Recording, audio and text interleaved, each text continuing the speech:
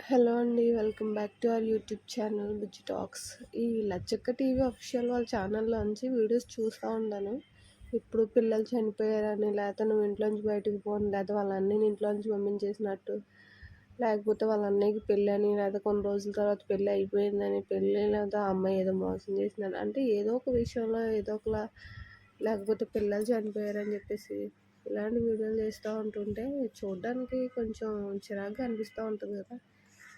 కొన్ని వీడియోలు చూస్తా కొంచెం పర్వాలేదనిపిస్తుంది గానీ, కొన్ని చిన్న పిల్లలు అప్పుడే పుట్టిన పిల్లలు కూడా చనిపోయింది. ఇలా చెప్పేసి ఏదో ఉంది, లేకపోతే చనిపోయారు, ఈ పిల్లలు చనిపోయారు, పిల్లల్ని ఎవరో తీసుకెళ్ళిపోయారు.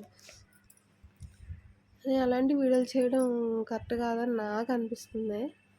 మీకెవరికైనా అనిపిస్తుందో లేదో ఒకసారి చెప్పండి. కామెంట్ సెక్షన్‌లో కామెంట్ చేయండి. కానీ అలా నోరు లేని పిల్లల మీద చనిపోయారు ఇలా అని చెప్పేసి పిల్లల్ని ఎందుకండి అలా లాగడం? వాళ్ళకేం తెలుస్తది? బోలెడు విషయాలు, బోలెడు కంటెంట్స్‌లో ఉన్నాయి గదా! ఏదో ఒకటి చేయొచ్చు కదా! ఆల్రెడీ మీరు మంచి యూట్యూబరు కాబట్టి మీకు ఇలాంటివి తెలుసు కాబట్టి ఏదో ఒకటి చేయొచ్చు కదా! అదే చెయ్యాలి పిల్లలు చనిపోయారని చెప్పేసి.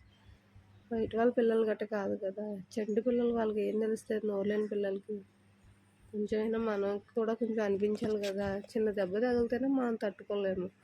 ఇలాంటి విషయాలు అన్నీ పబ్లిక్‌లో పెట్టి పిల్లలు చనిపోయారని అంటే ఎంత బాధగా ఉంటది. ఒకసారి మీరే ఆలోచించండి. జస్ట్ కోపంతో చెప్పట్లేదు. నా ఒపీనియన్ మీకు చెప్తున్నాను. మీకేమనిపించిందో కామెంట్ సెక్షన్‌లో కామెంట్ చేయండి. ఛానల్ సబ్స్క్రైబ్ చేసుకోండి. బై.